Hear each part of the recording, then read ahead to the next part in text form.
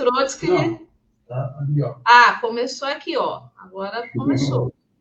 Boa noite a todos e a todas. Não tem ninguém, Helder. Vai que tem alguém. A gente fala para, né? Quem tiver já entrado, a gente fala. Vamos guardar um pouquinho para o pessoal esperar o pessoal entrar. Vai começar, tá bom? Quem já estiver por dentro, que aí eu não tenho como visualizar quem entrou ou não. Então você vai falando aí, eu vou fechar meu microfone, que eu vou falando com o Diego para ele me auxiliar. Então, o pessoal aqui vai aguardando. Enquanto o pessoal aguarda, a gente vai disparando coisa. Para mim não chegou link nenhum, não. Aqui, ó, Tassi Souza, chegou. Boa noite. Boa noite, Tassi. Vamos aguardar um pouquinho o pessoal ir entrando. Tá bom? Nossa live sobre educação, pandemia e privatizações. Ô, Helder, enquanto o pessoal está entrando, eu vou fechar meu microfone. Bom.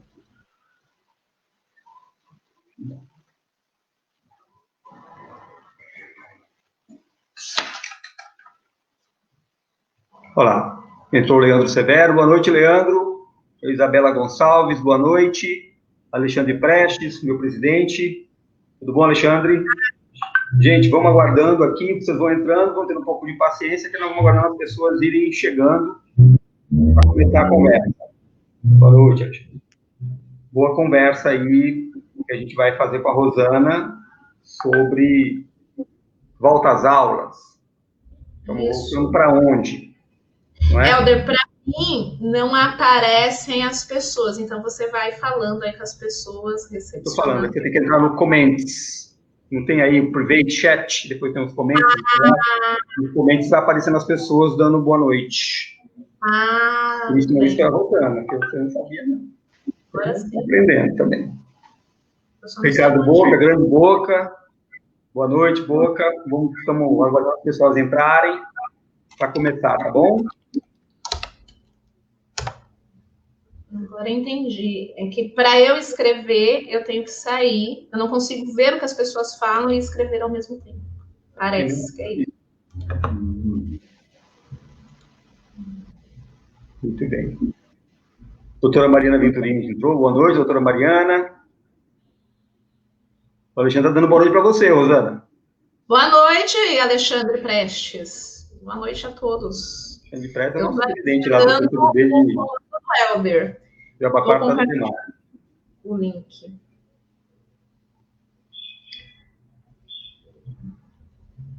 Vamos aguardando as pessoas chegarem.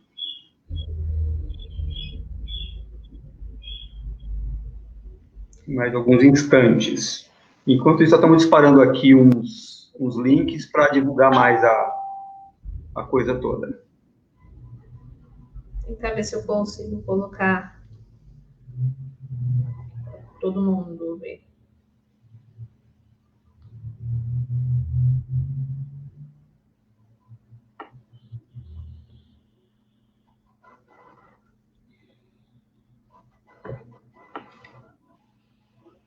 Eu consegui colocar aqui no Facebook, aí dá para o pessoal ver.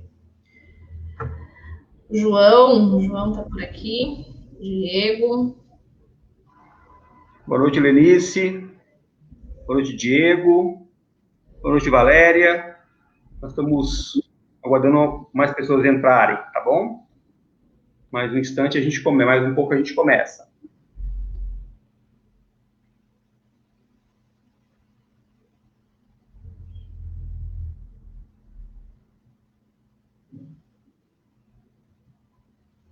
Boa noite, Elaine. Elaine trabalha comigo. Vou falar aqui, hein? Elaine trabalha comigo, uma excelente professora de educação física. Muito bem. A Isabela Gonçalves é professora de história, também chegou lá na escola esse ano, foi um presentão lá na escola. Muito bem. A Tássia é minha amiga aí também, psicóloga. Mônica, boa noite, Mônica. Sim. É um assunto candente, pais, alunos, todo mundo. Boa noite, aqui, Silvana. Ó, a Silvana também trabalha lá com a gente, no José do Patrocínio. Muito bem. Olha a Mariane. Negócio vai ficando muito familiar, esse negócio, ficando muito familiar. Professora de Educação Física. Grande Mariane. Grande Mariane. Gente boa aqui. Gente boa. Até o Boca está aqui. O Boca, ele foi meu colega de Senai. Você acredita nisso? Você fez Senai? Fiz Senai. Fui expulso, lógico, né? Porque foi uma conclusão, né, fazer movimento estudantil dentro do Senai, perdi a vaga, né? E tanto lutei para conseguir, né? E o Boca participava com a gente naquela época. A Ivanete é CP, coordenadora aqui na escola na Ipiranga também. Bem-vinda, Ivanete. Aqui, passando por essas angústias que a gente está passando aqui na rede. É aquilo que diz o poeta, né? Assim que você quiser, vamos junto. Dá mais um tempinho para ver se entra mais um pouco e a gente já começa. Olha lá. Entrou o Fernando Borges, nosso grande camarada, professor, pré-candidato a prefeito lá em Taubaté. Ai, que legal. Muito bem. Aliás, ele é o da PUESP. Como é que é o nome da PUESP que fala? Coordenador da subsede? Acho que é coordenador, né? Isso, ele é coordenador da subsede lá da PUESP, lá em Taubaté, na região, Taubaté região. Olha lá, saudações como Taubaté, muito bem. Olha lá o Boca dizendo, estou eu e minha esposa, Valéria Ferreira dos Santos. Muito bem, Valéria, seja bem-vinda. Perfeito. Bom, gente, vamos então já dando início, porque senão fica muito, né, vai ficando muito tarde para todo mundo, né? Vai esperando muito, aí as pessoas vão entrando e a gente vai seguindo o debate, tá bom?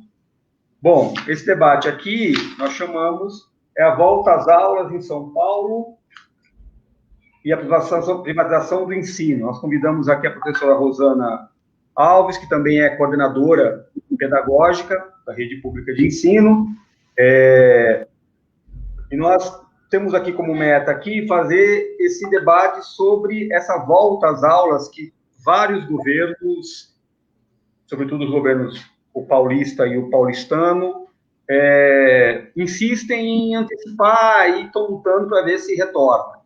Todos vocês devem ter acompanhado, o prefeito de São Paulo apresentou um PL, esse PL foi aprovado na Câmara de Vereadores, autorizando esse retorno, estabelecendo as condições de retorno. O governador de São Paulo tem feito várias coletivas, dando a situação da Covid e insistindo que é importante começar a pensar naquelas regiões que estão na fase amarela, né, a analisar a questão do retorno e tudo mais. Então, o que nós sabemos é que a cidade de São Paulo e boa parte do estado de São Paulo, acho que praticamente quase tudo, está em funcionamento, pleno funcionamento, em plena pandemia, né, no topo de pandemia. O fato é que os governos daqui não deram conta de trabalhar com mais veemência, né, criar uma normativa e um controle e estabelecer o isolamento social como ele deveria ser. Não bastasse isso, você tem esse movimento de retorno, pressão de retorno para as aulas. O objetivo aqui dessa conversa é, primeiro, tentar encontrar as raízes fundamentais do por que isso está acontecendo. Se a comunidade científica, os especialistas, a Organização Mundial da Saúde diz, estamos no momento crítico, é preciso medidas mais duras para conter o vírus, por que se gestores eleitos para fazer com que a nossa vida seja melhor, insiste num movimento de antecipar, sobretudo nas escolas. O que tem na base disso? Quando a gente analisa o PL, por exemplo, da Prefeitura de São Paulo, que foi aprovado pela Câmara, você vê que ali, embutido, tem um forte viés privatista. Primeiro, se propõe ali para a educação infantil, de pessoal de 4 a 5 anos, que os pais recebam um recurso, um auxílio, para que eles contratem vagas em escolas particulares. O PL diz que é para fazer isso nas comunitárias confessionais, não é?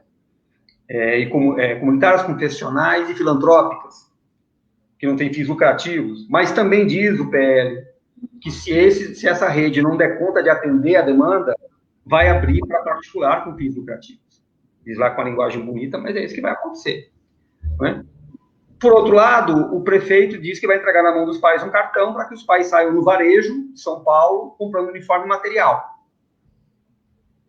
Quer dizer, um procedimento bastante esquisito no momento de pandemia, todo mundo tem que estar em casa e que o Estado que devia prover isso da melhor maneira. Completa o quadro a contratação precária de educadores. Ao invés de a gente fazer um movimento correto, você tem a contratação precária, ou seja, estende o que já está contratado de forma precária e abre a possibilidade de novas contratações precárias.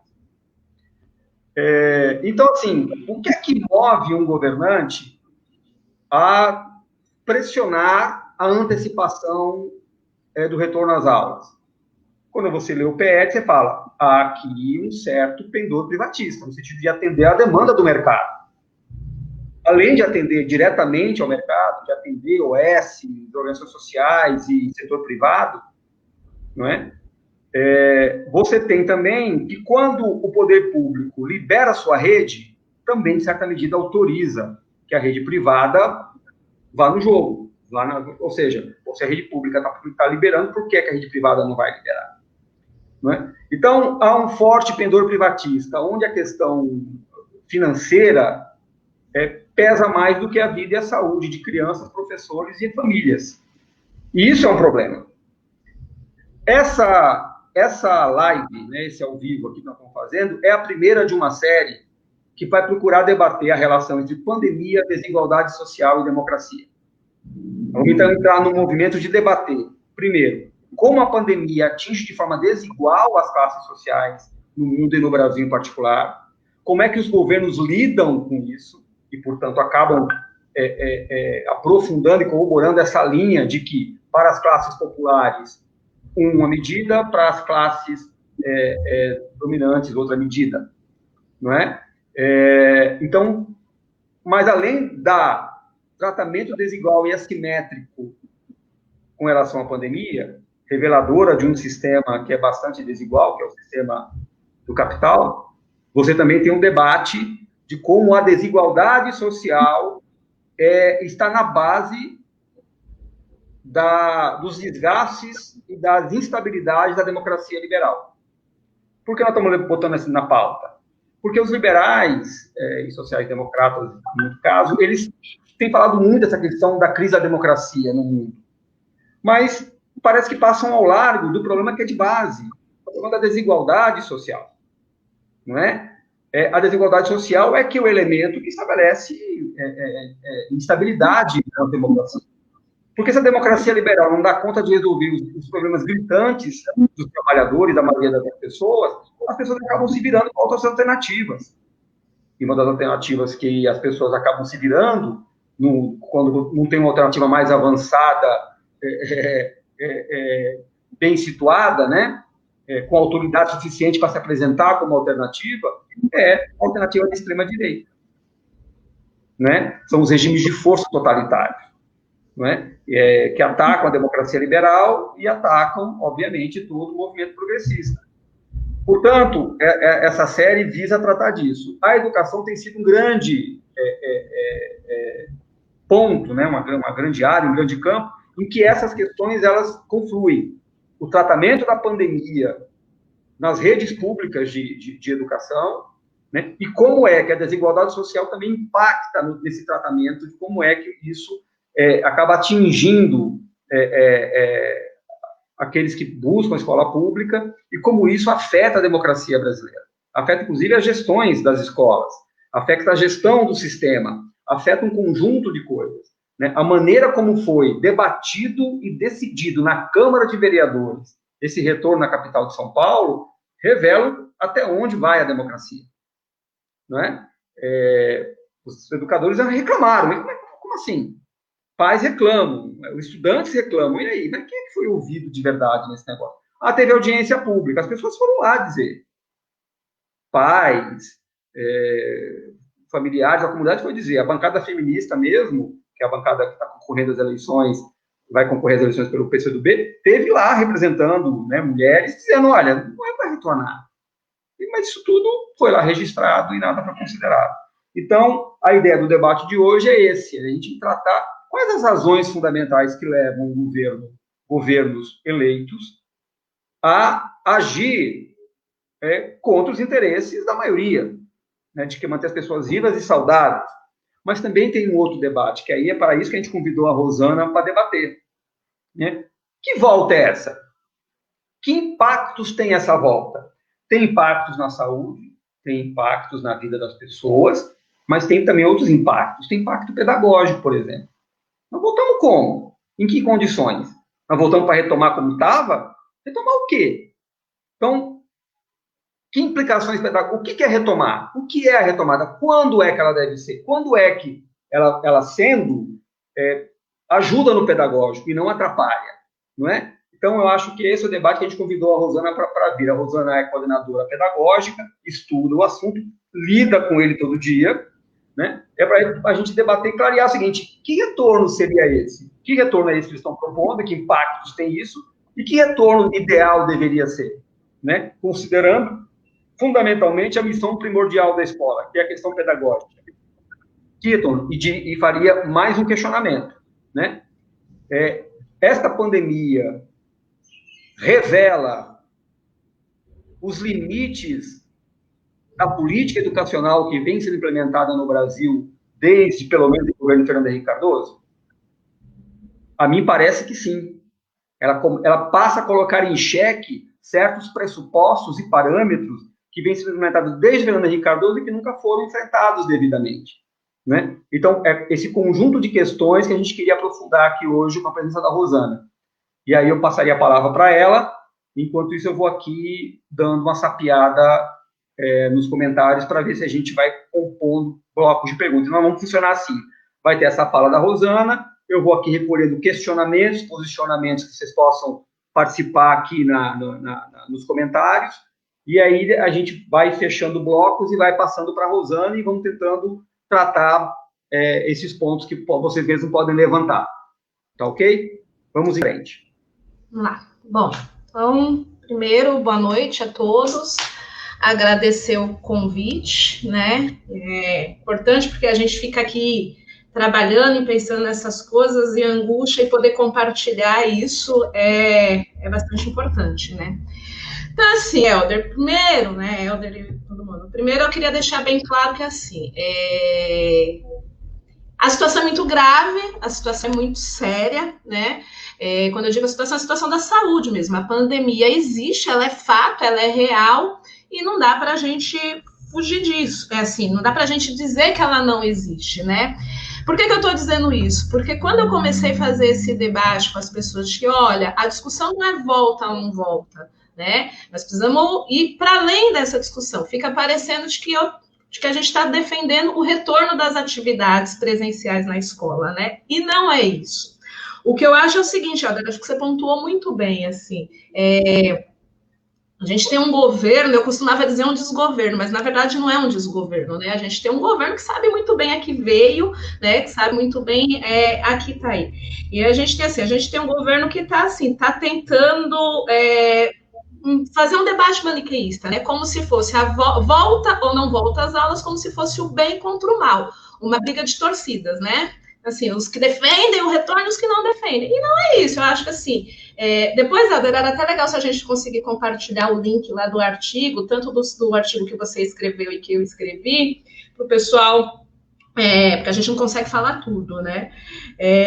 Então, assim, tá aí, a comunidade científica já colocou para a gente, não é possível o retorno, não é possível, né? E é necessário uma série de medidas para conter, né, para a gente conseguir controlar o avanço da pandemia. Mas nesse cenário todo, então assim, primeiro é importante pontuar que nós somos contrários ao retorno das atividades presenciais. Eu, particularmente, acho que a gente não tem condições de retornar esse ano, quem dirá no início do ano que vem. Eu acho que assim, se a gente continuar no pé que a gente está, nem no início do ano que vem, nem em janeiro, nem em fevereiro de 2021, talvez a gente tenha condições de retornar, né? Então, assim, mas como o tempo é curto, eu não quero ficar pegando muito nessas questões. Eu acho que você pontuou muito bem, né?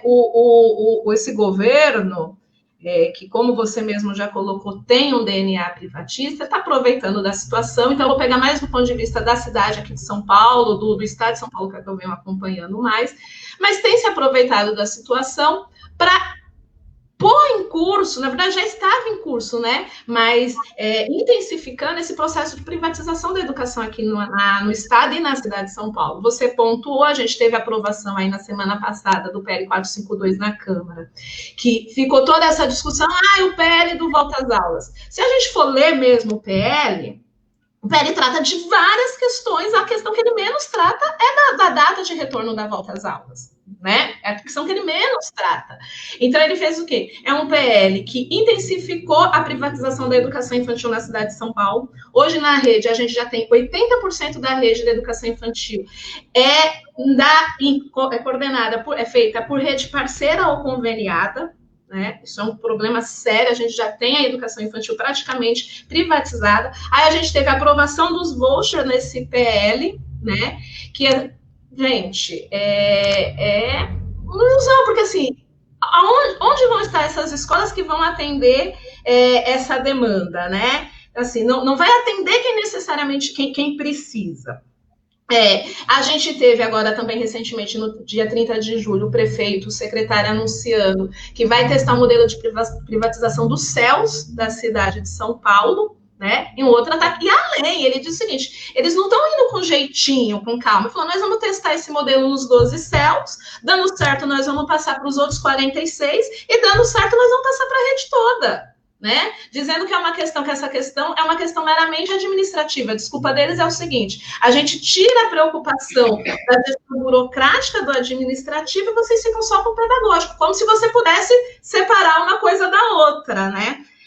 Mas, Helder, assim, como o tempo é muito curto, eu acho que, assim, eu queria apresentar, quando você falar dessas questões pedagógicas, então, eu queria apresentar duas questões. Primeiro, o momento atual que a gente está vivendo, que é essa necessidade da gente estar em casa, estar em isolamento, as nossas crianças, os nossos jovens estarem em isolamento, né? E o possível retorno.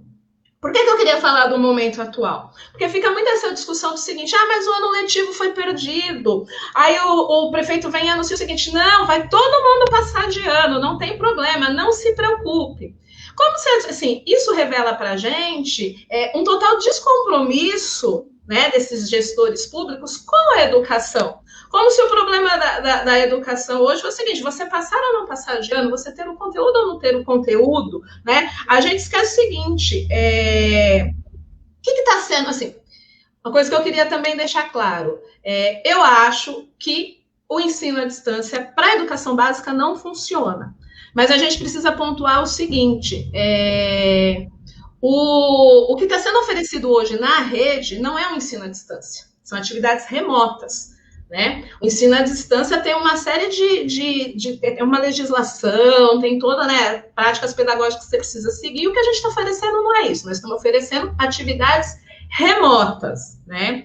Que eu acho que é importante, sim, porque no momento onde está todo mundo recluso, né, as crianças têm toda a questão que afeta o emocional, psicológico das crianças, é importante esse contato com o ambiente escolar, com conhecimento, né, é importante que a gente propicie isso para os estudantes, mas em momento nenhum a gente pode encarar isso como garantia do ano letivo. As crianças estão tendo algumas crianças, né? Porque aí eu não quero nem discutir a questão do acesso, né? Tem dados aqui que na cidade de São Paulo, 65% dos nossos estudantes não estão acessando as plataformas, né? Então, assim, como é que você vai dizer que você garante o ano letivo se você tem mais da metade da população estudantil sem acesso a atividades remotas, né, que não é ensino à distância? Como é que você vai dizer que você garante esse ano letivo? Então, assim, você dizer que você garantiu o ano letivo pode parecer bonito, mas, na verdade, você está negando o direito à educação a essas crianças, né? Porque você não está aprendendo. Sem contar que a gente entende o seguinte, que a aprendizagem ela vai acontecer nas interações, no encontro, nas relações, nos conflitos. Então, não posso dizer que isso que eu estou ofertando agora, apesar de eu achar que é importante a gente estar ofertando isso, né, porque você também não pode se eximir, Mas você não pode dizer que isso é garantia do cumprimento do ano letivo. Então, isso é uma questão, para eu não ficar, né, me alongando muito. A outra questão é o retorno, né? Então, assim, todo mundo fala, vamos voltar. Como o seguinte, como se a gente fosse voltar para a escola e começar, assim, de onde paramos. Tudo ao normal. Então, assim, eu volto como se nada tivesse acontecido, né? Mesmo sabendo que é o seguinte, aqui na cidade de São Paulo, por exemplo, mesmo que a gente retorne no mês que vem, você retorna só com 35% dos estudantes. Então, assim, tem uma série de questões, né, para a gente discutir. Para que esse retorno? Retornar com 35%? Quem retorna? Anos iniciais, anos finais? Você não sabe. E para ensinar o quê? Retomar da onde parou? Então, assim, por que eu estou colocando isso? Porque a gente precisa discutir como é que é esse retorno. Esse retorno, primeiro, tem que discutir como é que vai ser o acolhimento dessas crianças, né? A escola vai acolher crianças e famílias que provavelmente passaram por traumas muito sérios, por perdas, né? E não digo só as perdas de vida, perda de emprego, perda de salário, né? Como é que você vai acolher isso daí, né? A outra coisa é que quando voltarem, como é que vai ser o diagnóstico disso? Isso é uma outra questão que me preocupa muito, né? A administração municipal vem dizendo o seguinte, não, quando retornar, a gente vai fazer avaliações diagnósticas, ver o que essas crianças aprenderam e vamos partir daí. Só que eles já aventaram que essa avaliação diagnóstica vai ser uma avaliação em larga escala, uma avaliação externa. Como é que é uma avaliação diagnóstica? A avaliação diagnóstica tem que ser feita pelo professor, né? E a outra coisa que eu acho é que a gente precisa discutir esse retorno. Como vai ser esse acolhimento, como vai ser feita essa avaliação diagnóstica, e a gente precisa começar a discutir um currículo emergencial. Nós estamos há 5 meses sem aula. Provavelmente ficaremos mais, e eu defendo que a gente fique mais, porque eu defendo que a gente só volte quando a gente tiver segurança sanitária. Nós precisamos preparar os prédios, nós precisamos preparar as unidades, né? Então, a gente precisa de mais tempo. E, nesse período, nós precisamos discutir o seguinte, o que nós vamos ensinar quando retornar. Eu penso, Helder, que a gente precisaria de um currículo emergencial, que penso que a gente tem que começar a discutir a possibilidade de trabalhar 2020 e 2021 como ciclo de aprendizagem, né, e encaixar esse currículo para que a gente garanta as aprendizagens mínimas necessárias desse período, né. Então, assim, para eu não me estender muito, acho que eu já falei bastante, as minhas ideias iniciais são essa, como é que a gente faz essa discussão do retorno, né? Porque a impressão que eu tenho é que as pessoas estão achando que a gente vai voltar para o mesmo ambiente e volta do mesmo jeito, o mesmo planejamento, as mesmas estratégias pedagógicas, e não é, né? A gente precisa da formação de professores, precisa de uma série de coisas. Só mais última questão, Helder, porque eu gosto de falar muito, o outro perigo que a gente corre nesse debate todo é essa questão da gente, a desvalorização do trabalho do professor, né? Então, fica assim, o uso das tecnologias, como se a tecnologia por si só resolvesse o problema da baixa qualidade de ensino, né? E isso é muito arriscado também, muito perigoso, porque eles vêm discutindo esse retorno, desse sistema híbrido, e que a gente sabe, com todo esse discurso das privatizações, da contenção de custos, é outro caminho a ser seguido por esse pessoal aí que adora enxergar a educação como mercadoria, né? Então, um pouco isso, Helder. Se eu não dar stop assim, eu vou. Sem problema, é sempre bom a gente desenvolver e falar tranquilamente, colocar as coisas, porque a gente está precisando de debate, né? O Fernando Borges mesmo acaba de postar aqui, né? O ataque à democracia é enorme, né? Assim, é uma espécie de democracia de faz de conta nas escolas, né? Em que a comunidade, no fim das contas, não é ouvida, porque ouvir não é você parar e ficar ouvindo a pessoa falar. Ouvir é você incorporar, é você contemplar, é você trazer, é você construir, né? Isso é que é importante. E com essa pandemia, então, a coisa está cada vez pior, né? Eu acho, Rosana, que falta a gente debater um pouco essa questão mais de fundo, que é isso que eu coloquei no final, né? No final, né? Há algum tempo, quando a gente fala em democracia, educação e democracia, a gente se pergunta o que é mesmo educação democrática. A educação democrática não é só a gente ter conselhos escolares montados, grêmios em funcionamento, participação da comunidade nos debates. Isso é uma forma de democracia que tem sua imensa relevância, tem que ser. E bem diz o Fernando. Em certas estruturas de governo, em certas gestões, isso é para inglês ver. Na verdade, é só faz de conta que está ouvindo. Eu fui subprefeito no Jabaquara um tempo, e eu lembro que foi lá um gestor debater orçamento, e ele fazia de conta que estava ouvindo a comunidade. Eu catei o microfone e comecei a conduzir a reunião, porque ele estava fazendo de conta que estava conduzindo, tratando. Eu falei, não, você precisa ouvir as pessoas, você precisa incorporar o que elas estão dizendo. Mas educação democrática, para nós, é o que mesmo? Que relação tem a educação democrática com o currículo? Que relação tem a educação democrática com práticas pedagógicas capazes de garantir o acesso ao conhecimento? Porque esse debate, por isso que eu coloquei no final, né? No governo Fernando Henrique Cardoso, vieram os tais parâmetros curriculares nacionais. Eles vieram em substituição ao que eles chamavam de uma educação tradicionalista ou tradicional.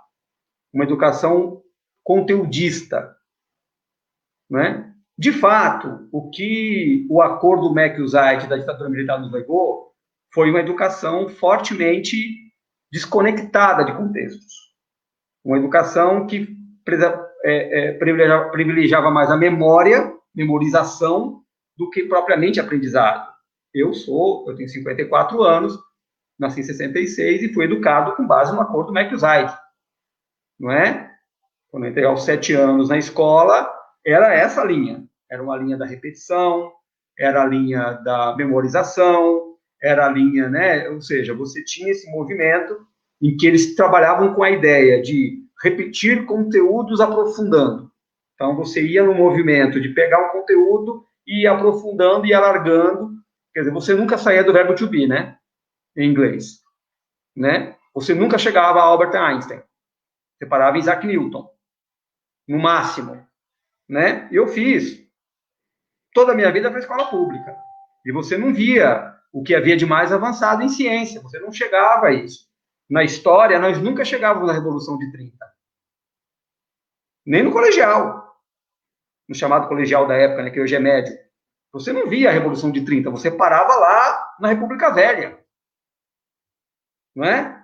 E é aquela coisa mesmo das datas, da linha, daquela coisa positivista linear, não é? Isso a ditadura e o acordo MEC-USAID nos legou. Fora uma universidade departamentalizada, toda fragmentada e tal. Então, essa ideia do acordo MEC-USAID, os caras, os modernos, vieram em 90 e pouco, dizer, não, nós temos que parar com isso e criar uma nova linha, a linha do desenvolvimento de competências e habilidades. E aí o conteúdo foi chutado para longe. No meu ponto de vista. Né? Eu estou aqui debatendo, chutado para longe o conteúdo. Nós, então, estamos adestrando mão de obra para atender a demanda de um processo produtivo flexível, inaugurado pelo toyotismo, e um mercado de trabalho absolutamente incerto, em que o emprego é uma raridade. Então, é uma linha adaptativa de formação de mão de obra de pessoas que se adaptem a uma lógica e se virem. Não é? E quando você vai atrás do conteúdo pedagógico, ou seja, você vai atrás da ciência, que é preciso que as pessoas acessem, você encontra pouco. E não precisa ir longe. Você pega isso como resultado dos seus próprios filhos. Quando você começa a fazer certas perguntas para os seus filhos, eles não sabem te responder certas questões fundamentais de acúmulo do pensamento humano que transcende as questões de classe, que transcende os limites territoriais, que são conquistas humanas. Essas crianças não têm acesso a isso. Não é? Então, se perpetua a lógica de 3 estamentos de escola, do meu ponto de vista. Não é? A escola carésima, tipo São Luís, Bandeirantes, é para o filho do patrão. Ele vai acessar conhecimento top de linha. Tem a escola privada, que é formada para os filhos do gerente do patrão. que é a formação da mão de obra gerencial, que vai gerir as coisas. E a escola pública é para quem? É para a massa de trabalhadores brasileiros. E aí, se o mercado está dizendo que a produção é flexível, eu vou fazer uma educação que flexibilize e que desenvolva habilidades e competências de flexibilização. E agora, no tempo da Revolução 4.0, em que você clica num ícone no seu celular e acessa, compra, acessa inclusive o processo produtivo. Há uma nova simplificação do processo produtivo. Nós estamos voltando, é como se o parafuso desse uma volta, em que nós voltamos a um século XIX atualizado, em que nós somos mera extensão dos mecanismos que são gerenciados por ícones em tela. Então, aquele trabalhador que o toyotismo exigia, que cruzasse conhecimento e desenvolvesse tecnologia no processo produtivo, esse trabalhador já não é mais necessário. Porque hoje boa parte da produção de ponta está robotizada. Você aperta ícones. Então, talvez as elites estejam se perguntando, para que escola pública para esse tanto de gente? Ainda mais se você considera que o mercado consumidor brasileiro, antes do governo Lula, era do tamanho do mercado consumidor inglês. Por quê? Porque havia exclusão. Quando o governo Lula meteu dinheiro na mão de todo mundo, o mercado se ampliou. Agora ele voltou a retrair. Nós estamos com um mercado retraído. Nós temos 200 milhões de brasileiros, nosso mercado não passa de 50. Aí eles perguntam, eu acho que eles devem se perguntar, para que eu preciso de escola para tanta gente? Né? Então, me parece que essa pandemia, e aí é uma impressão mesmo, né? E aí nós precisamos debater, que essa pandemia, ela revela os limites de uma proposta educacional que veio para substituir uma velha proposta que também é condenável, não é? Superada, mas que ela vem substituir e que ela não dá mais conta. Não dava e não continua não dando conta, mas há uma persistência nela. Então, quando você levanta, que você fala, nós precisamos do currículo emergencial, não é? O debate é, que conteúdo tem que estar nesse currículo? Né? Alguns vão dizer, mas você é conteudista? Não, se trata desse debate. Se trata do debate que uma escola verdadeiramente democrática garante acesso à ciência e à tecnologia para as grandes massas do povo brasileiro. Isso é uma educação democrática. Uma educação que faz de conta que está ensinando e só quer desenvolver habilidades e competências para o mercado de trabalho é adestramento, do meu ponto de vista, não é educação. Você está adestrando mão de obra. Educação democrática, eu vou democratizar acesso ao conhecimento. Não é? É preciso que crianças e jovens cheguem até o bóson de Higgs, em física. Saiam do Isaac Newton. Não é? É importante que as crianças cheguem ao que há de top no conhecimento humano. A física quântica está aí para dizer. O mundo das subpartículas não consegue ser explicado pelo que o Einstein desenvolveu na sua teoria de relatividade geral e restrita. Eles estão debatendo isso. Nossas crianças estão debatendo esse assunto. Nossos jovens estão acessando esse assunto. Nossas jovens, há um debate que a Manuela Olavo levanta, né? O problema do acesso das mulheres jovens populares à ciência e à tecnologia, ao ensino superior.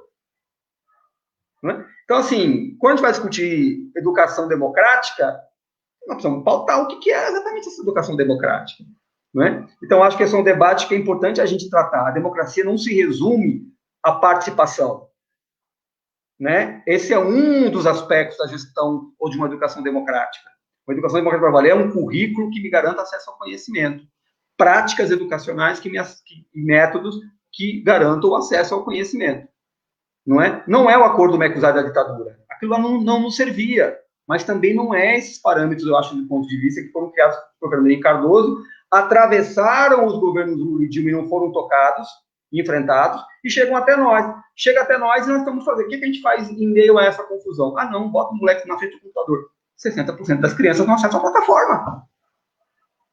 Aí o governador, sabe o que o governador faz? Eu estou me estendendo, né? Sabe o que o governador faz numa das suas coletivas? Bota uma professora sentada numa calçada ensinando para a criança. E ela toda contente, porque ela sabe que esses alunos não têm acesso à tecnologia. Então, ela foi lá, de casa em casa, sentou na calçada com esses alunos, de máscara na cara, ensinando os meninos os conteúdos que precisam ter, porque eles não têm acesso à internet. E o secretário de Educação do Estado e o governador aplaudem a moça e vão dar um prêmio para ela. É isso mesmo?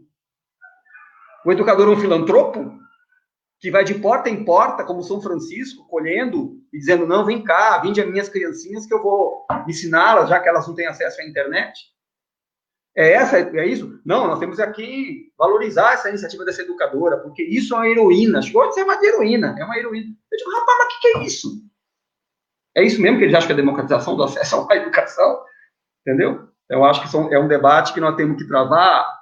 Quem é da educação, quem é pai, quem é estudante, nós precisamos entrar nesse aspecto do que é exatamente uma educação democrática, né? Na minha opinião, eu posso estar um senhorzinho ultrapassado, mas na minha opinião é acesso à ciência e tecnologia. Eu acho que isso é que ajuda as pessoas a se situarem no mundo e serem livres, não é? Não é me ensinar a ser livre, não é me ensinar a me virar num mundo que é incerto, é me dizer, está aqui a ciência, está aqui o conhecimento objetivo, consolidado, aí agora tu faz o que você achar melhor com ele, né? Isso também tem implicações, inclusive, no debate político, né? A ausência da ciência no debate das escolas abre espaço para o pensamento irracionalista, que está na presidência da República hoje, né? As pessoas começam a votar e agir por opinião, não é? Por likes e não por fundamento científico, né? Eu acho que isso também tem suas implicações. Mas, então, eu diria que colocaria essa questão para a gente debater. O nosso amigo, do que eu colhei... sim, antes, vou registrar aqui algumas presenças importantes. A professora Helena de Freitas, da Unicamp, está no nosso debate aqui. A professora Helena é uma referência nesse debate, quero agradecer a presença dela aqui. Está aqui o Carlos Eduardo Siqueira, professor, né? Está em Campinas, não é? Acho que ainda está no gabinete do vereador lá, o nosso Peta, né? Está aqui a Andréa Joffre, está aqui o Elias Freire, que eu consegui listar aqui, né? E aqui tem algumas questões que foram postas também, né? O Diego deve estar aí do seu lado, né, Rony? Ele colocou aqui que as privatizações são vendidas como solução para os problemas, mas elas são só instrumentos para intensificar a desigualdade social. Não é? Eu não estou conseguindo, Helder, acompanhar. Não, eu passo aqui, estou levantando para nós essas questões que as pessoas estão dizendo aqui, não é? Então, acho que a gente tem esse bolo de questões que a gente podia fazer já uma primeira problematização em torno dessas questões que foram levantadas aqui. Tem outras que eu vou colhendo aqui aos poucos, e a gente volta, então, tá bom? Tá bom. Eu, assim... acho bastante interessante mesmo esse debate que você coloca, da questão do acesso ao conhecimento, né? Porque a gente tem, assim, na pedagogia, na educação, a gente costuma viver de modismos, né? Então, chega o pessoal aí da escola nova, os construtivistas, e essa escola tradicional não serve, uma escola ultrapassada, e joga tudo fora, né? E vamos aqui, a ideia agora é o construtivismo, a partir da curiosidade e tal. E o Saviani fala muito isso, né? A tal lá da curvatura da vara. Nem tanto para lá, nem tanto para cá, né? E acho fundamental esse debate que você traz na questão do acesso ao conhecimento, né? O José Sérgio de Carvalho, ele diz o seguinte, né? Um dia perguntaram para ele assim, o que é uma escola democrática? Vamos fazer a discussão aqui de escola democrática, gestão democrática. Aí ele vai lá na filosofia, nos conceitos, discutir democracia, tá? Mas no final ele pega e diz o seguinte, uma escola democrática é uma escola que socializa o conhecimento. Ponto.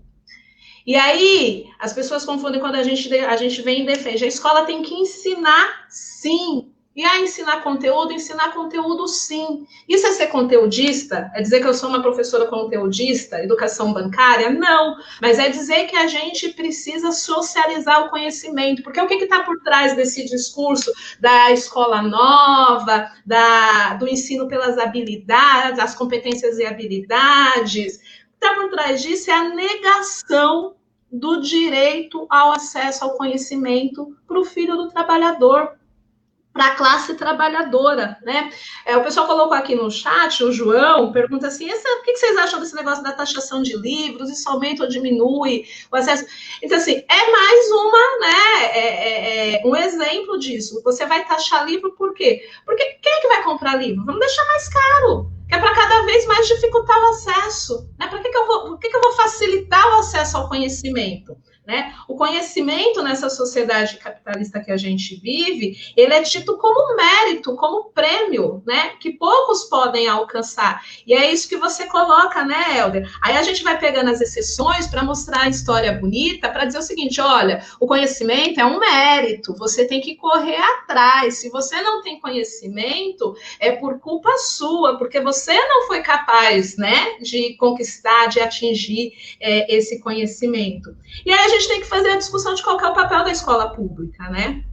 O papel da escola pública é socializar o que foi produzido, né? O que a gente entende historicamente produzido pela humanidade, né? E nesse movimento, né, você produzir novos conhecimentos, né? Você embasar o seu aluno, o seu estudante, para que ele possa produzir novos conhecimentos. Então, assim, eu acho que é muito importante a gente fazer essa defesa aqui, né? Porque essa situação da pandemia vai deixando claro, vai descortinando isso para a gente, qual que é o projeto de educação que o capitalismo tem, né, que esses governos que a gente vem enfrentando há um tempo têm, de que é um projeto seguinte, educação é vista como uma assistência social, né, ela não é vista como um instrumento, como uma ferramenta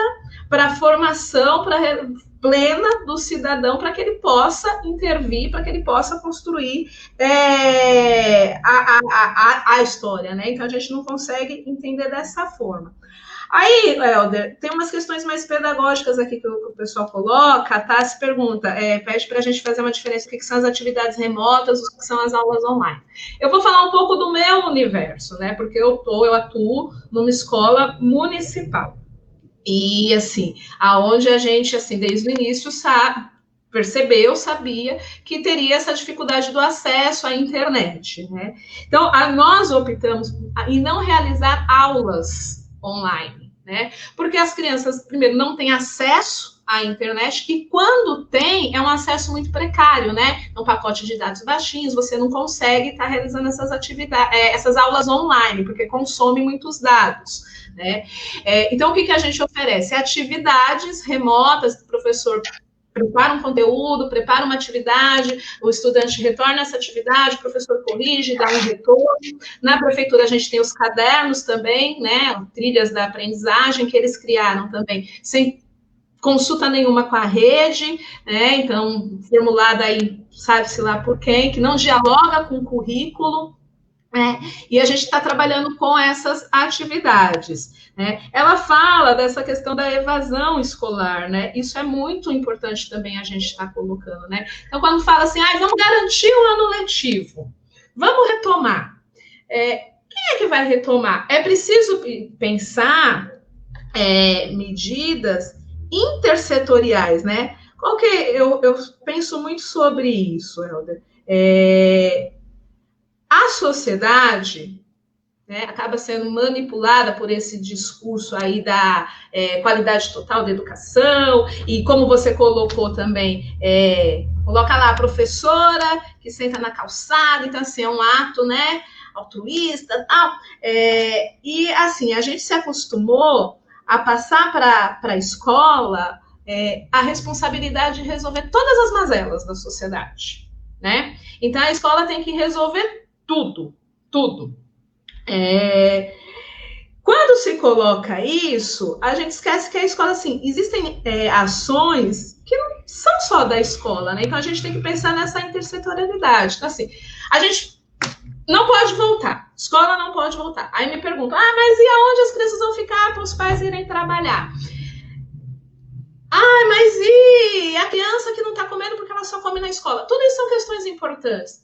Mas a gente precisa, nesse momento de pandemia, pensar, por exemplo, o seguinte, a gente precisa defender o auxílio emergencial, a gente precisa defender o Vale Alimentação lá, que é para Vale Merenda Universal, que a princípio a prefeitura estava distribuindo só para quem era beneficiado pelo Bolsa Família. A gente precisa pensar, por exemplo, quando a prefeitura de São Paulo anunciou a reabertura, dizia o seguinte, olha, nós só vai ser autorizada a reabertura de certos setores da economia se garantirem o emprego da mãe trabalhadora, que não vai poder sair de casa porque vai ter que ficar com as crianças, porque a escola precisa ficar fechada, né? Então, assim, o que eu estou querendo dizer? Não dá para a gente transferir para a escola a responsabilidade de resolver todas as mazelas geradas pelo capitalismo, né? Geradas por essa sociedade. Porque é isso, a gente começa a perder a dimensão. Qual que é a função social da escola? Aí eu retorno no início, né, dessa sua fala. A função social da escola é ensinar. Nós precisamos ensinar. E ensinar o quê? Tudo que já foi produzido, tudo que a gente já tem acumulado de conhecimento, né? Nós precisamos municiar os nossos estudantes disso. Então, eu acho que é isso, né? Então, quando eu falo assim, precisa pensar um currículo emergencial, precisamos pensar o que nós vamos ensinar quando a gente retomar, quais são os conteúdos necessários, quais são os conteúdos fundamentais que a gente não pode abrir mão, né? Porque quando se discute, retorna, e esse retorno sem discutir planejamento é, na verdade, o quê? Negar o direito ao conhecimento, negar o direito à educação, à população, à classe trabalhadora, né? Eu acho que é isso. Não sei se você está acompanhando aqui as questões. Eu estou. Eu até vou ler aqui, Rosana, para a gente... anotando aí, que é bom a gente ler e a cada comentário que a gente fizer, a gente tentar abordar essas questões, né? Deixa eu voltar aqui atrás. Você já falou da tributação do livro, vamos aqui, ó. Ivanete Durães, a gestão anterior colocou os ciclos, a gestão atual não mudou nada, mas ainda continuamos trabalhando com o ano. É importante a próxima gestão, de fato, implantar os ciclos. Isso amenizará o estrago. Então, aí tem outra questão aqui, né? Sobre a hiperatividade das crianças, ou seja, como é que você volta à aula com as crianças em movimento e como é que elas vão respeitar distanciamento numa situação de convivência entre elas, né? Aqui, a Ivanete Durante fala, a educação dita democrática não deixou Cresce participar das lives com o secretário na DRI IP, que eu acho que é Ipiranga, né? É a Drey Ipiranga. Aí tem aqui uma colocação, né? A Helena Freitas, a professora Helena Freitas, faz aqui uma espécie de extrato, né, fundamental aqui, que eu acho que vale a pena ler, né? Não contar este tempo remoto como dia letivo ou a famosa matéria dada, para não aprofundar as desigualdades. Juntar 2020 e 2022 em um ciclo, sem avaliação censitária. Eu estava falando do 21, mas é isso, a gente precisa... Sem avaliação censitária e exames de qualquer tipo. Apenas avaliação dos professores com sua turma, seus pares, a comunidade escolar, envolvida em uma forma de gestão democrática participativa. Uma nova escola é necessária, vinculada com a vida social da comunidade e do seu povo. Então, aqui a professora Helena faz aquela espécie de extrato, né? Que eu acho interessante a gente registrar aqui e as pessoas acessarem, né? A Ivanete, mais uma vez, fala que a educação democrática que professores são impedidos de participar da formação. Só os professores, aí tem as nomenclaturas de vocês, né? De GEIF. GEIF na prefeitura, nem só os professores que têm 25 aulas, que têm regência de 25 aulas, faz uma jornada que permite a formação em horário de serviço. Né? A Ivanete volta. São Luís, acho que é o colégio São Luís, a mensalidade é mais de R$ 6.800 e as crianças não têm um tablet e nem internet. Eu estou achando que são as crianças da escola pública, não entendi bem aqui, não é? Você já falou das aulas online, né? A Tássia falou sobre a aula online, né? Deixa eu ver mais aqui. Tá? O Fernando Borges, lá de Taubaté. Quantos conselhos municipais de educação foram reunidos para se ter a educação em tempos de pandemia? Gestores atropelaram a democracia e aproveitaram a oportunidade para fazer negócios com os recursos carimbados da educação. Existe proposta na Câmara dos Deputados para unificar os pisos da saúde e educação. Já pensou usar os recursos da educação para comprar respiradores fantasma? Está aqui levantando aqui as possibilidades de maracutaias, não é possível. Mas as pessoas andam atropelando o debate. Que conselho foi reunido? Né? A Valéria Ferreira dos Santos fala, para esse governo tecnicista, quanto menos souber, melhor. Retiraram até filosofia e sociologia, né, da grade, né?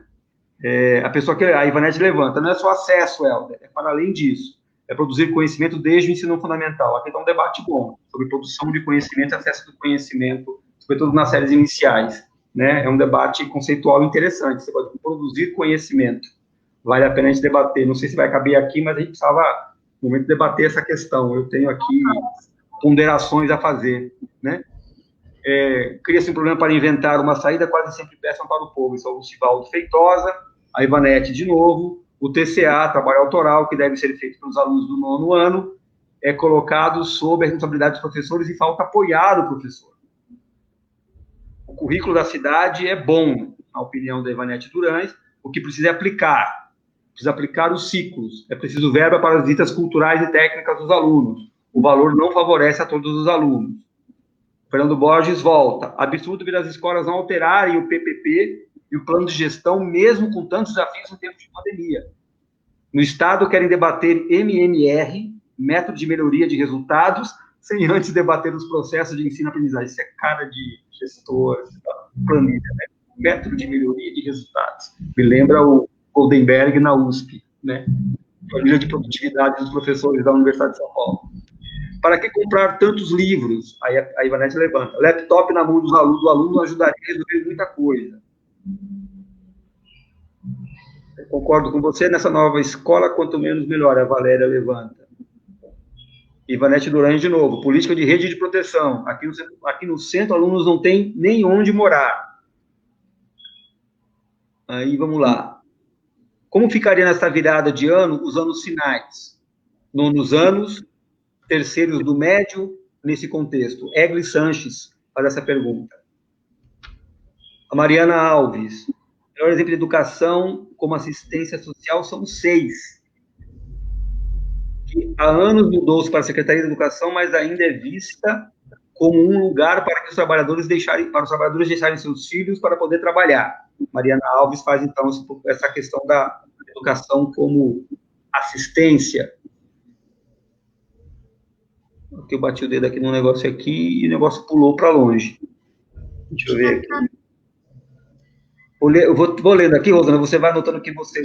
Já acho que acabou, não está aparecendo mais, não. O governo do Estado de São Paulo, aí o Fernando Borges de novo, depois de constatar que muitos professores não tinham equipamentos tecnológicos, visualiza outro grande negócio, fazer uma parceria com o BB para comprar equipamentos sem qualidade para transferir recursos públicos para a iniciativa privada. Mais um negócio. O negócio que o Fernando Borges está bravo com os negócios dos gestores.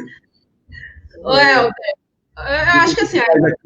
Não, deixa eu ver se tem algumas perguntas relevantes aqui. A gente já está com uns 58 minutos, então eu queria propor assim, eu vou falar um pouquinho de algumas questões que eu acho que tem aqui a ver com a rede, e aí você fecha, né? Porque 1 hora acho que tá bom aí, né? A nossa ideia é ficar mais ou menos 1 hora no debate, 1 hora mais estourando. Depende do ânimo, depende do ânimo dos participantes também, mas... Eu vou falar um pouquinho aqui, aí você vai falando, a gente vê se a gente vai encaminhando aí para o encerramento. Surge essa questão da educação infantil, né? Eu acho que aqui é uma questão difícil aqui na cidade de São Paulo, muito difícil, né? Como eu disse, a gente tem já quase 80% da rede atendida pela rede parceira, pela rede direta. E o que isso implica, né? Isso implica o seguinte: primeiro, você não tem uma política pública gerindo essas unidades. unidades. Você não tem. Então, são organizações, ONGs, né? São CIPs, essas coisas. E aí, assim, os projetos políticos pedagógicos dessas unidades acabam não conversando, não dialogando com a política pública, com a rede municipal, né?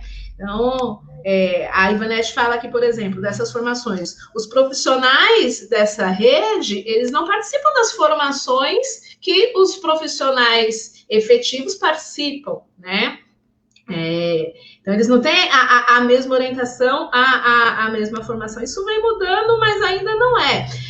Se você for pegar também, não só da questão do ponto de vista pedagógico, esse atendimento da educação infantil pela rede parceira, pela rede conveniada, gera a relação de trabalho é uma relação precarizada, né? Então, você não é o servidor público, né? Então, você tem ali uma relação de trabalho precarizada também, né? Então, são questões muito complicadas. Quando a Mariana coloca essa questão, olha, a educação infantil é vista como assistência social. Eu entendo que esse é um debate muito difícil da gente fazer, mas é isso mesmo. Esse debate sobre educação infantil, nós, na pedagogia, no campo da educação, a gente vem superando, né? Hoje, por exemplo, a gente não usa mais o termo creche. São centros de educação infantil. Pode parecer só uma questão de nomenclatura, mas não é, porque a gente entende que esses espaços, né, você deixar a criança lá de 0 a 4 anos no centro de educação infantil, você não está deixando só para alguém olhar, para alguém cuidar, né? Ali faz parte do desenvolvimento daquela criança também, né? Então, mas eu entendo que é um debate bastante complexo para a gente fazer, e eu acho que necessitaria, eu não sou especialista em educação infantil, acho que necessitaria aí um outro encontro, a gente chamar alguns especialistas para a gente estar discutindo essa questão, né? Aí surge aqui, a Egli pergunta essa questão, como ficam os anos finais dos ciclos, né?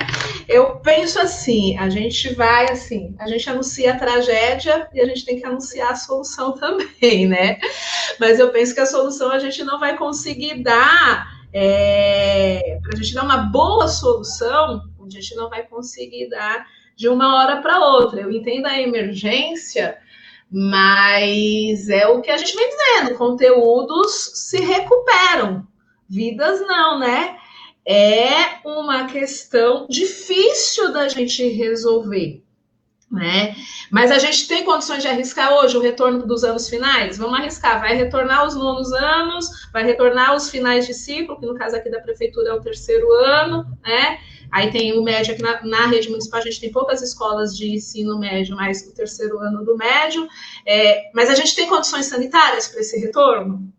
A gente tem garantia, a gente tem segurança em retornar, tanto do ponto de vista dos estudantes como dos profissionais? Não tem, né? E a outra discussão é essa, vai retornar para quê? Eu não sei mesmo, é uma questão que fica aqui para a gente. A gente retorna agora depois de 5 meses com o pessoal aí que seria os finais de ciclo, o 3º ano do ensino fundamental, o 9º ano e o 3º do médio, e dá por encerrado o ano letivo dele, sendo que ele ficou 5 meses sem acesso, né? Sem conhecimento, sem produção. Então, assim, é uma questão para a administração chegou a falar em terminalidade. Eu acho muito complicado isso. Eu acho que isso é a gente, mais uma vez, negar o direito, né, ao acesso à educação. Então, penso que, como alguns especialistas vêm dizendo, não vai dar para a gente resolver tudo, e algumas questões a gente tem que assim, não é perdido, né? Não é perdido. Desde que a gente encare que quando a gente puder ofertar, a gente vai ofertar de uma forma qualificada, né? De uma forma que corresponda às necessidades, aos anseios, né? Da população. Deixa eu ver se tem mais alguma questão. Acho que não, Helder. Eu acho que a gente tem assim, a gente tem assunto para várias lives, né? Eu acho que a gente tem, assim, tem que tratar essa discussão, por exemplo, do trabalho, né? Aqui na rede da municipal.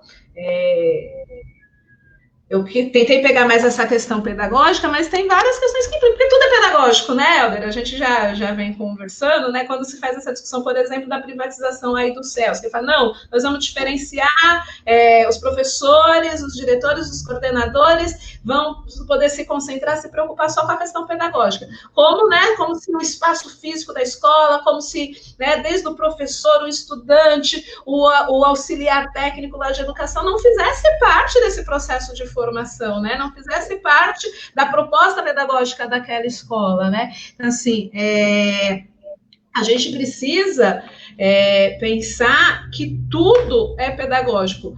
Então, quando a gente pensa também nas questões administrativas, a gente tem que estar pensando no pedagógico, no que a gente vai ofertar. A rede hoje não tem condições de retornar. Não tem condições de retornar. Primeiro porque a gente já tem um desfalque muito grande, só vou dar alguns dados aqui para vocês terem ideia. Nós temos um déficit de mais de 1.000 coordenadores pedagógicos na rede municipal.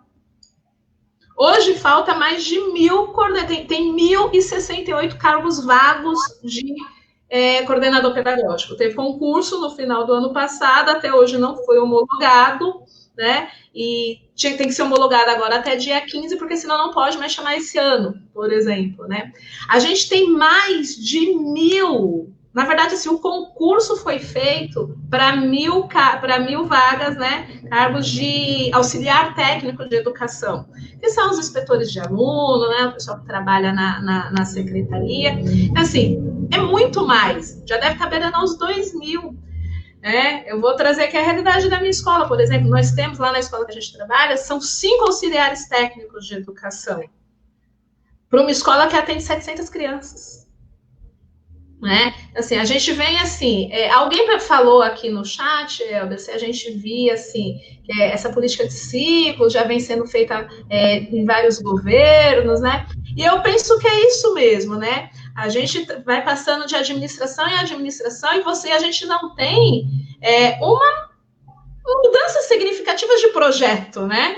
De educação, né? Você colocou isso. Então, eu acho que é esse o debate aí, o bom debate que a gente tem que estar fazendo. Mas eu vou deixar você fechar aí, porque eu vou me perdendo aqui, são muitas questões, eu acabo querendo falar de tudo. Olha, eu quero também que a gente está aqui na nossa live, aqui a presença do Ailton Amorim. Ele é pai, participa de conselho de escolar, ele participa da luta pela educação, é um pai participativo, né, nessa batalha. Ele está aqui entre nós, ele inclusive levanta aqui uma questão, né, ele diz aqui que há 2 universos de escola. Eu não entendi bem, assim, o que ele quis dizer com isso, né? Não sei se a Rosana entende esse aspecto, mas há 2 universos de escola. A gente vai verificar exatamente que universos são esses. Existe também aqui a Rita Rebelo, ela fala aqui das novas tecnologias, né? As novas tecnologias, os tablets e computadores podem ser complementares, mas as bibliotecas são fundamentais e merecem ser valorizadas. A Vanete complementa, bibliotecas e laboratórios, né? Eu acho, Rosana, que, assim, a professora Helena, e você mesmo já apontou isso, né, em outros momentos, o professor Dermeval também, uma live que ele fez nacional, ele também apontou isso, né? Eu acho que ali a professora, ela dá uma espécie de extrato fundamental do que olha, não dá para achar que tem matéria dada, não dá para achar que teve aproveitamento, né? Mas também não dá para achar que vamos fazer aqui uma avaliação aqui quantitativa e de fora. Isso é deixar a educação funcionar como ela tem que funcionar. Ou seja, é o seguinte, você vê que ela vai um pouco mais radical que você, né? O ciclo é 2020, 2022. Né? Não adianta a gente ficar achando que... O Dermeval chegou a dizer na live, ele falou assim, gente, é o seguinte, as crianças estabeleçam uma lista de leitura para elas, peçam que elas façam essa lista de leitura e que elas entreguem, inclusive, suas opiniões, impressões, resumos, etc, etc. Essas crianças vão estar se capacitando no que é fundamental, que é desenvolvimento de escrita e leitura, e quando retornar, elas vão estar melhor para poder segurar a peteca e aprender, né? A professora diz aqui, olha, junta tudo aqui, vamos fazer um negócio como tem que ser, comunidade, escola, estudantes professores devem sentar e ver como é que vão fazer, como é que vão avaliar. Agora também é preciso dar um norte geral. Gente, ó, nós precisamos discutir aqui um conteúdo, um currículo emergencial que dê conta de que é isso, né? Reorganiza todo o processo. Eu acho que o fundamental... Isso está sendo discutido. Né? Só para deixar você encerrar mesmo. É que eu penso o seguinte, nós não podemos aceitar a conclusão do ano letivo agora. Sabe? É isso que eu queria pontuar, assim, né? Eu fico aqui fazendo várias argumentações e tal, mas acho que a gente precisava ser curto e grosso. Nós não podemos aceitar a conclusão do ano letivo agora no final deste ano, de 2020. Isso é um verdadeiro assalto ao direito à educação da classe trabalhadora, né? Porque eu penso o seguinte, assim, é óbvio que, né, diversas escolas particulares também não está funcionando essa proposta, né? Porque isso é um problema de ciência, educação não é isso, né? Não dá. Mas, assim, é óbvio também que algumas escolas conseguem proporcionar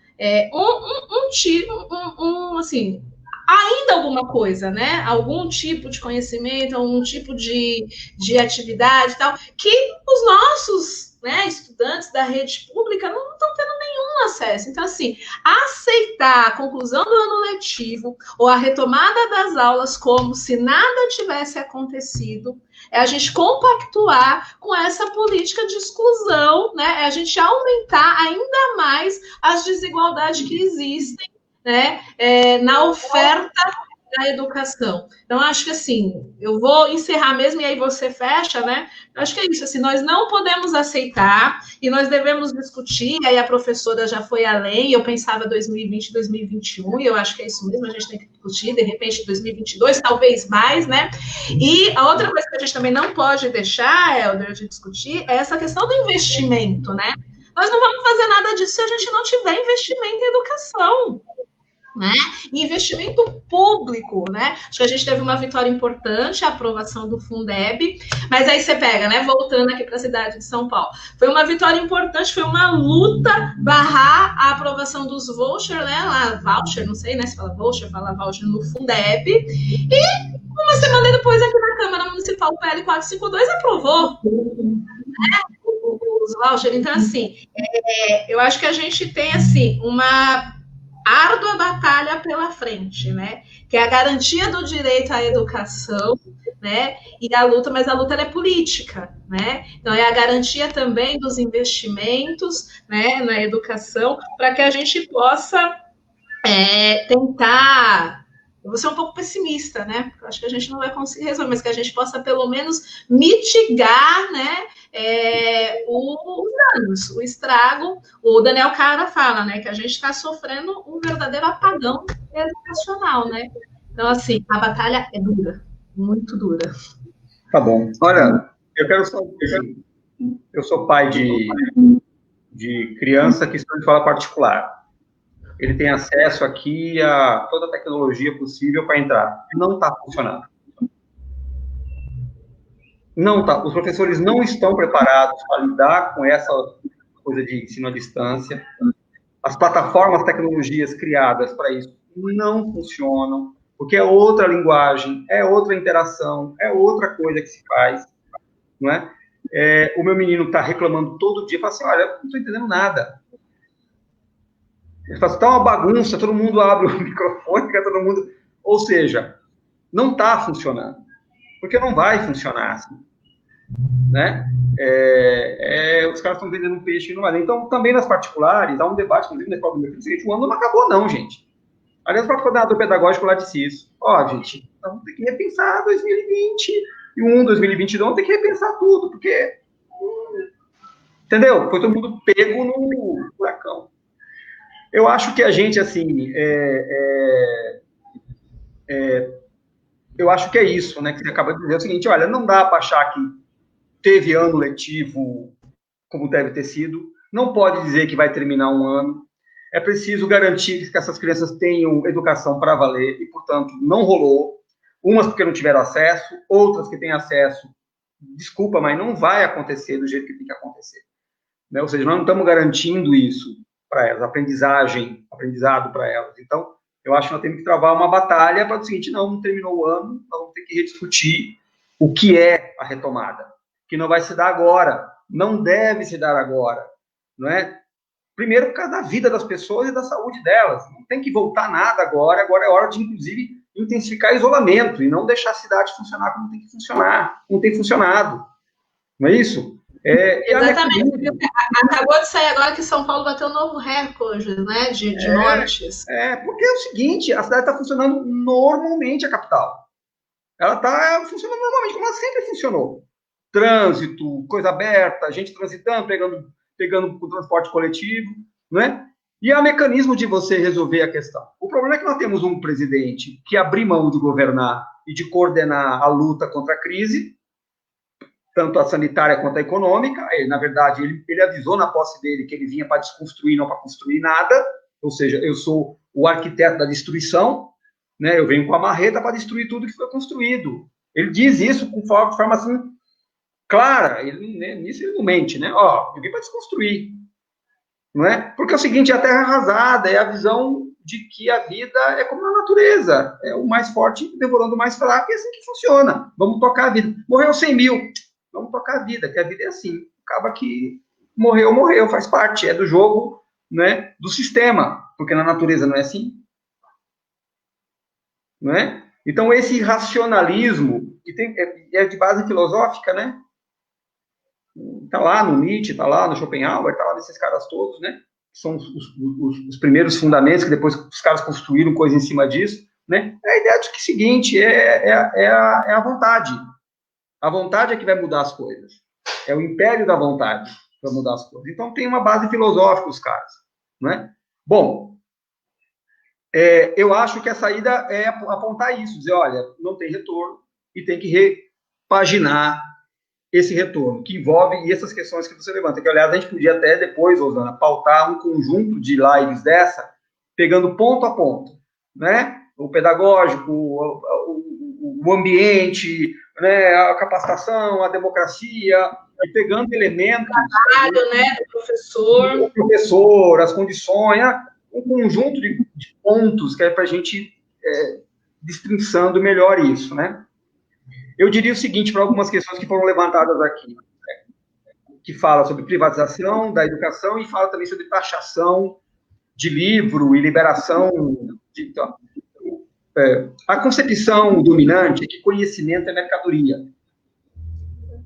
Essa é a concepção dominante. Como tudo nesse mundo do capital, conhecimento é mercadoria. E se é mercadoria, é para quem pode pagar.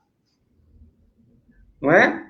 O Estado vai dizer, o Estado dirigido para a extrema-direita vai dizer o seguinte, não, eu vou acabar com esse negócio de privilégio por livro, porque é uma mercadoria como outra qualquer, assim como o medicamento.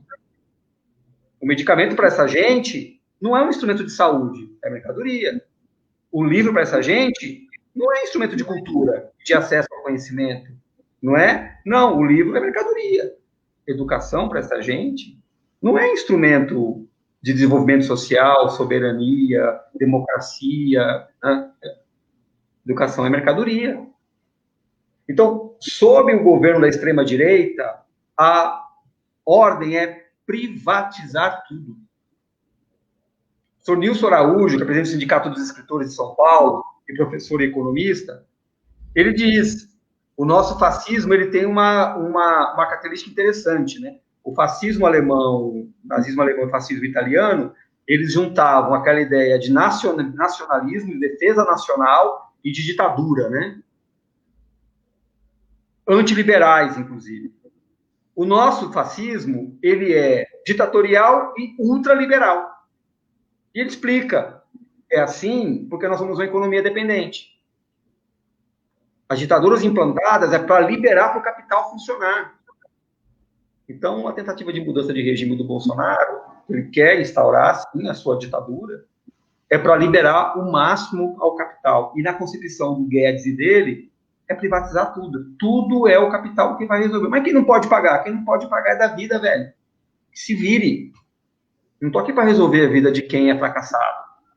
É essa a concepção que eles têm, não é? Então, esse debate sobre taxação de livro, privatização da educação, entrega das coisas na mão de gestores, de organizações sociais, que é uma lógica forte aqui no estado de São Paulo. Os equipamentos de cultura estão na mão das organizações sociais, os equipamentos de saúde estão na mão das organizações sociais, a educação também quer entregar na mão das organizações sociais, não é? Qual é o objetivo? A privatização, que foi pensada pelo Bresser Pereira lá na sua reforma de Estado, que é a ideia da nova administração pública que ele defendeu, tanto na FGV como na Escola Nacional de Administração Pública, que é uma escola do governo. Então, é esse o sentido fundamental, e é contra isso que nós estamos lutando, não é? Num momento de fortalecimento de um polo de extrema-direita, de afundamento de um centro que não sabe para onde é que vai, não é? E de desagregação num polo popular que deveria estar unificado e não está unificado, não é? A questão da educação deve ser uma das bandeiras, eu acho, unificadoras de uma ampla frente democrática no Brasil. Ela deve ser pauta disso, né? Precisamos procurar um ponto de pensar a educação, né? Porque é uma coisa que eu sempre digo nas minhas aulas de capacitação. Já dei muita aula de capacitação para professor e ando dando outras aulas em outros campos, né? Educação é tão estratégia quanto o petróleo. E o imperialismo não descuida disso. E nem o capital. A situação de dificuldade da educação não é um fracasso por inépcia de governos. É um projeto. Exato. É um projeto. Não é?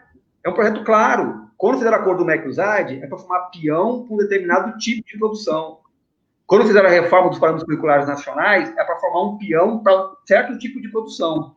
E podem apostar esse movimento de desmonte, de desconstrução que o Bolsonaro promoveu, ele não vai apresentar uma alternativa, um projeto educacional. O projeto dele é desmontar.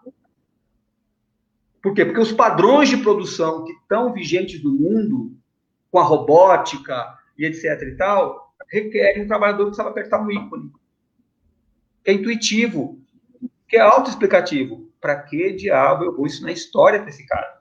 Uma colega colocou aqui, tinha filosofia e sociologia. Sempre começa por aí. E vai avançando. Para que história? Para que física? Para que química? O cara sabe ler e escrever? O cara sabe fazer uma coisinha? E artes, então? E arte? Para quê? Pintar coisa de... né? Não é isso? Na boca do Bolsonaro vai ser isso. Frescura de arte. Não é isso? Quer dizer, há um projeto das elites brasileiras, não é? Que são herdeiras da oligarquia cafeeira e leiteira que governou o Brasil na República Velha, que, por sua vez, é herdeira da elite escravocrata que governou o Império. Essa elite tem uma ideia muito clara.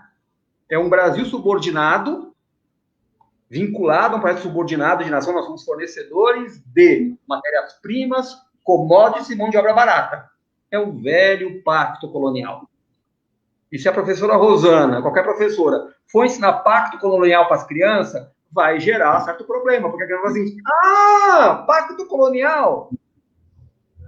Não é verdade? Portanto, nós precisamos encarar essa questão na sua dimensão estratégica.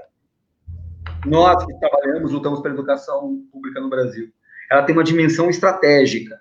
Então, você tem as soluções que você dá para esse momento, que é o seguinte, olha, nessa pandemia é aqui, mas é preciso que nós tenhamos a cabeça colocada nas questões de caráter estratégico da educação brasileira. O debate sobre o acesso ao conhecimento, né? O debate sobre currículo científico e tecnológico e práticas educativas capazes de fazer com que esse estudante seja capaz de acessar, entender e criar com liberdade, esse é o desafio que está posto para nós. Não é? Então, isso está posto no nosso horizonte. Sobre isso, vale a pena dar uma nota sobre a questão da inclusão digital. Eu acho que é para além disso, é para além da inclusão, é para além de entregar na mão da criança um tablet, qualquer coisa. É educação digital. As crianças precisam aprender a linguagem do computador. E aprender a linguagem do computador não é aprender a apertar ícone. é aprender a montar código-fonte. Certo? Não é à toa que o Barack Obama, o presidente dos Estados Unidos, ele foi na televisão pedir aos pais que colocassem seus filhos para estudar programação de computador. Porque era esse o futuro. Então, nossas crianças precisam aprender a linguagem do século XXI. Então, não é só entregar um tablet na mão, o que já é um grande ganho. Não é? Mas para que a criança aprenda não só a manusear os softwares existentes, mas a criar softwares, a entender a sua linguagem, a abrir o seu código-fonte. Quem assistiu Matrix sabe o que eu estou falando. Aquele filme ele é emblemático, o primeiro, em que ao final do filme o cara começa a ler, ver vários códigos-fontes que são o fundamento que faz com que o sistema funcione. Essa é a linguagem do século XXI. Queremos estudantes conectados ao século XXI, é muito mais do que entregar um tablet. É fazer educação digital nas escolas. É ter isso como disciplina, inclusive. Que eles aprendam lá a tecnologia. Software e hardware. Para que eles possam ser, de fato, incluídos e livres e se situem de forma livre neste mundo que está aí. Não serão só meros usuários. Serão sujeitos de um processo que é muito mais complexo do que nós podemos alcançar. Não é? Então, eu acho que esses elementos todos, nós temos que procurar debater, não é? Aprofundar esses elementos, aí depois a gente vê como é que a gente organiza isso. Né? Mas eu quero, encerrando, né, que já chegamos a 2032, né, aqui no meu computador está 2032, né? Eu quero encerrar. Quero pedir desculpa para as pessoas que fizeram também aqui suas colocações, a gente não pôde atender a todas, mas acho que a gente pode aqui recolher isso e tal. Vamos marcar novas sobre esse tema educação, né? Nesse guarda-chuva, pandemia, desigualdade e democracia. Eu acho que a gente vale a pena pontuar essas questões que aqui foram levantadas, a Rosana levantou, uma pauta para a gente ir se debruçando sobre ela, para ajudar a clarear alguma coisa. Quero agradecer a todos aqui, não é? Que participaram, convidá-los para outras que a gente tiver. Sintam-se à vontade para apresentar temas que vocês queiram, né? A gente está querendo fazer várias dessas para poder se armar melhor para as batalhas. Porque uma coisa eu vos digo, não há mal que dure para sempre. Certo? Eu aprendi no Partido Comunista que as contradições levam inevitavelmente às suas superações. Nós estamos vivendo um momento de profunda contradição, nós estamos, de fato, nas cordas, porque estamos apanhando bastante, que nem Zabumba, mas eu aprendi com um grande lutador de boxe, chamado Muhammad Ali. Quando ele foi enfrentar o George Foreman, muito mais jovem, mais forte que ele estabeleceu uma tática de combate, de defesa, em que ele se fechou até que o adversário ficasse exausto. E a hora que o adversário ficou exausto, ele abriu e levou o cara ao nocaute. Nós somos o Muhammad Ali. Nós seremos capazes de resistir a essa onda, porque uma hora vai haver desgaste. Não um desgaste natural sozinho. Nós vamos trabalhar por esse desgaste, porque a gente não está parado. Vou atrapalhar. Não, vamos dar um direto no queixo. Vou atrapalhar a sua citação, acho que estava perfeita aí para encerrar, mas assim, o Newton Duarte também diz, né, lá na pedagogia histórico-crítica, tem um trecho lá que ele diz, né, que as épocas de crise são propícias, porque elas nos obrigam a compreender as raízes da crise, né? E a gente tem que compreender as raízes da crise e pensar as alternativas para a gente superar. Assim, é isso aí. É o que eu aprendi. Você diz aí que aprendeu, é isso que eu aprendi também. Né? A gente fica muito angustiado, mas é isso. A gente tem que, neste momento de crise, por conta dessa angústia, se debruçar, compreender. Acho que você colocou muito bem quais são as raízes, né? O problema não é por conta da pandemia, ele está intensificado, né? Mas conclui aí. Exato. E é isso, né? É preciso ter perspectiva histórica. Eu falei isso, nós precisamos olhar a educação na perspectiva histórica, na perspectiva estratégica, não é? Quem tem perspectiva histórica pode ficar até chateado, pô, pode tomar uma cachaça para ver se eu afogo as minhas mágoas, mas no fim da aula, quando a gente volta e fala o seguinte, não, pode deixar que o rio faz curva. O rio faz curva, né? Já ensinou um grande revolucionário mundial, né? Nós estamos na linha ascendente da história. Eles estão na linha descendente. Nós podemos viver derrotas momentâneas, mas como dizia um outro revolucionário também, diz o seguinte, a gente é que nem Hércules. Tira o cara da terra para luta com o cara, quando ele cai no chão, ele se levanta mais forte. É para a gente aprender a ficar mais forte também. Então, acho que a gente tem condição, né? Você veja, um conjunto de proposições que foram apresentadas aqui, um conjunto de saídas, não é? Que os participantes apresentaram aqui, que a Rosana apresentou aqui, né? Saída A, nós vamos lutar por elas, né? E vamos procurar agregar pessoas em torno dessas saídas, porque é juntando gente, numa ampla frente de forças, que a gente é capaz de vencer esse tempo difícil. Nós vamos vencer essa, mais essa, não é? Outras gerações venceram situações também muito difíceis. A geração que viveu a ditadura militar, a venceu, não é? Nós venceremos também mais esse momento aqui, não é? Já vencemos o Fernando Henrique, já vencemos o Collor, né?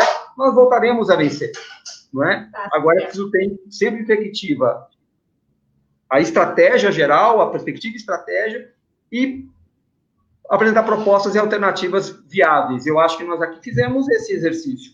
Então, demonstra que nós temos capacidade de tocar. Tá certo? Muito obrigado a todos. Obrigado especialmente à Rosana, que deu uma importante contribuição aqui. Sugiro que vocês leiam o artigo dela que está no vermelho. O Diego colocou aqui o link de acesso. O artigo dela está bem estruturado com essa questão que ela tratou aqui hoje, né? Então, acho que vale a pena vocês lerem e vamos em frente. Muito obrigado a todos, uma boa noite e até uma próxima. Obrigada. Dessa aqui, tá bom? Vou sair aqui também, que eu não sei como é que funciona isso. Obrigada.